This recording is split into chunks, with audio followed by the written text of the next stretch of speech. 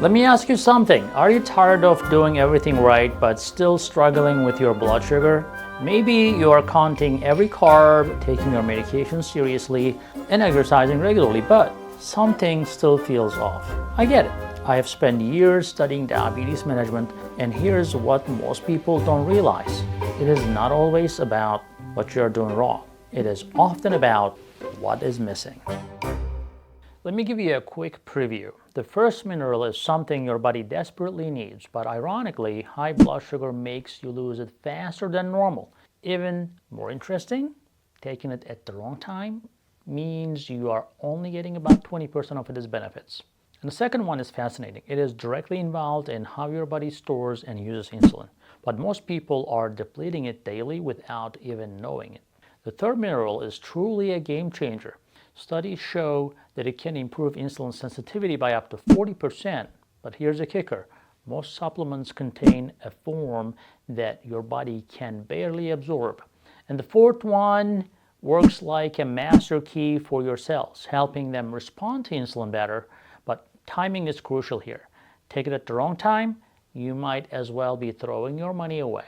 And the fifth, and this might be the most important one of all, it is involved in over 300 processes related to blood sugar control. And yet studies show that 89% of diabetics are deficient in it. Now let's talk about magnesium, number one. That's the master mineral for insulin function, perhaps the most crucial mineral for diabetics. So when blood sugar levels are consistently high, your kidneys work overtime to flush out excess glucose, depleting magnesium stores. This creates a vicious cycle because low magnesium leads to insulin resistance, which causes higher blood sugar, resulting in even more magnesium loss. So what are the signs of magnesium deficiency? Muscle cramps and twitches, chronic fatigue, anxiety and sleep problems, irregular heartbeat, nerve pain and tingling sensations, and so forth. Best food sources are pumpkin seeds, spinach, almonds, and dark chocolate, and even avocados. The best form of magnesium is magnesium glycinate or magnesium threonate for nervous system especially. The best time is to take it 1 to 2 hours before bedtime because absorption rate is around 30 to 40% and the duration and peak is around 2 to 4 hours. If you take a lot of calcium supplements, it can block the magnesium absorption. Excess phosphorus from sodas does the same thing. Phytic acid from unsoaked grains, excess coffee or alcohol also blocks the magnesium. There are some good herbs that can help with the magnesium. For example, holy basil, which helps reduce the cortisol, which can actually block the magnesium absorption. And chamomile enhances magnesium's, especially glycinate, magnesium glycinate's calming effects. And berberine works synergistically with magnesium for blood sugar control. Now, how many of you are on SugarMD Super Berberine or SugarMD Berberine? I know many of you are on it. So thanks for supporting us and our channel. Number two is zinc. This is an insulin storage supporter. Zinc is crucial for proper insulin storage and release from the pancreas. Now, diabetics tend to lose zinc more rapidly through increased urination and chronic inflammation, which further depletes zinc levels. Now, what are the key indicators for zinc deficiency? Slow wound healing is one, frequent infections, intense sugar cravings, skin problems, loss of taste and smell, white spots on nails, and so forth. The best foods for zinc are oysters, beef liver, pumpkin seeds, grass-fed beef, and chickpeas. Now let's talk about how it is absorbed. The best form to absorb is zinc picolinate or zinc carnosine. The optimal timing is mid-morning or between meals. Absorption is around 20 to 40% and it maintains the effect 3 to 4 hours. Vitamin A helps improve zinc utilization. B6 enhances the absorption. Copper is important because zinc to copper ratio or copper to zinc ratio needs to be 15 to 1. Selenium works really well together with immune function, together with zinc. There are some blocking factors. If you're on iron supplements or high dose of calcium or excess copper, or phthalates from unfermented soy can be a problem. Now, complementary herbs would be astragalus, gymnema, and green tea and ginger. The third I want to talk about is the chromium, which is a glucose tolerance enhancer. It's essential for proper insulin function and glucose metabolism. It is part of the glucose tolerance factor that helps insulin transport glucose into cells more effectively. Now, what are the signs of chromium deficiency? Difficult blood sugar control is number one, increased sugar cravings, mental fog, mood swings, energy fluctuations, and the best place you can get this is the chromium is broccoli, grapes, Brazil nuts, lean beef, eggs. Chromium absorption profile is interesting. It is best to take it in the morning. Absorption rate is only 2 to 10%. The duration is gradual accumulation over time, so taking it daily. And vitamin C actually increases the absorption by 30%, so it's best to combine it. Vitamin B3 enhances glucose tolerance, which is niacin, and biotin works together with blood sugar control. Manganese supports glucose metabolism, and high sugar intake will block the chromium.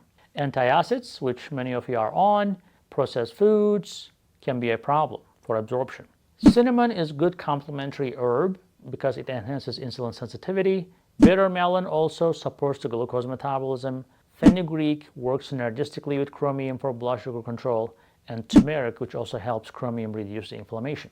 Number 4 is potassium. Now, potassium helps with glycogen storage.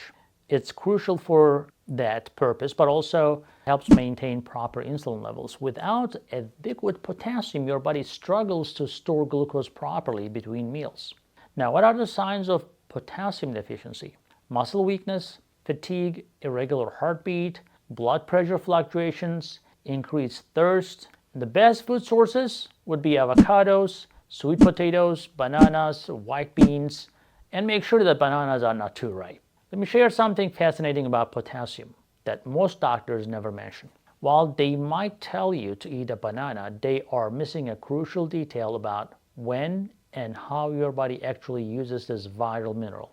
Perfect timing is around that 4-hour window, which is your body has a specific potassium window, right? So it's not most people think it is. Optimal time for potassium intake is between 4 p.m. and 8 p.m. And here's why. Your insulin sensitivity naturally increases in the evening, and cortisol levels are typically lower, allowing better mineral absorption. Your body is preparing for overnight repair, and muscles are more receptive to mineral uptake. Blood pressure regulation is also more efficient at that time. But here is where things get really interesting. Your potassium absorption can vary from 10 to 90% depending on these critical factors. Number 1 is hydration status. You must drink 8 to 12 ounces of water per 100 milligram of magnesium. And morning hydration is really important as well. And electrolyte balance is crucial for the potassium uptake. Magnesium is a good partner for potassium. It acts as a doorman for potassium-sodium balance, and that should be precise. Calcium can either help or hinder depending on timing, and stress, which increases cortisol, blocks the absorption. Now, what are the herbs? Well, there are some nature's boosters for this, and certain herbs can dramatically increase potassium absorption. Dandelion root, for example, increases uptake by 40%. And best taken at 30 minutes before potassium-rich meals. This will support kidney function for better retention of potassium as well. Hawthorn berry is good. It enhances cellular uptake, improves cardiovascular utilization, and works synergistically with evening timing. Number 5, calcium. Now, we have to have a balanced approach here. Too much is not good, too little is not good. While calcium is important, it needs to be really properly balanced, especially with magnesium. Too much calcium can interfere with magnesium absorption and potentially worsen insulin resistance. Couple considerations here is that I would say avoid isolated calcium supplements. Focus on whole food sources, always paired with vitamin D3 and K2, and monitor the intake if taking antacids.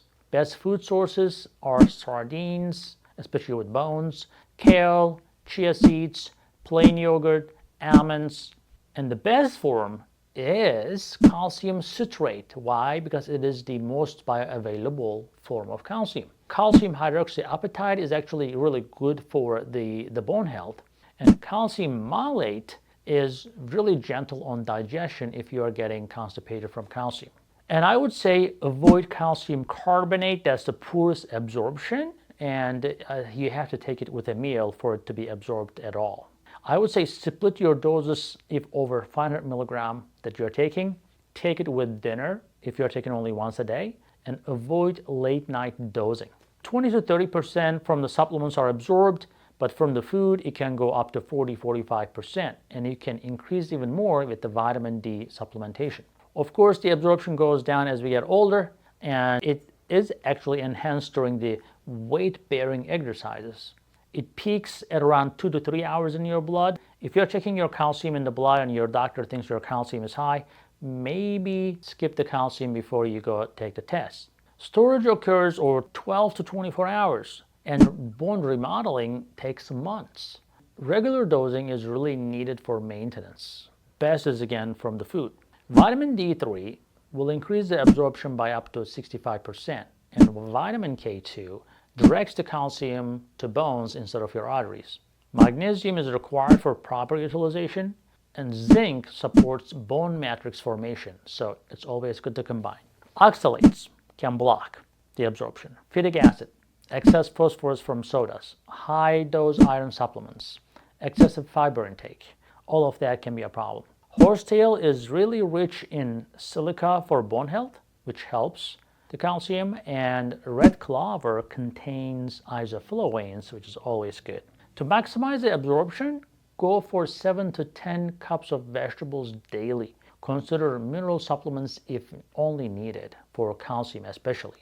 Avoid excessive alcohol and caffeine, reduce processed food intake, monitor your medication interactions, and remember that these minerals work synergistically.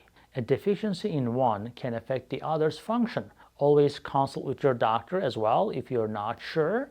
By ensuring the adequate intake of these 5 essential minerals, you can improve insulin sensitivity and better manage blood sugar levels better than some medications. And you can reduce the risk of diabetes-related complications. The key is consistency and a balanced approach through both diet and supplementation when necessary. Thank you for watching. Remember to subscribe and remember to push the like button.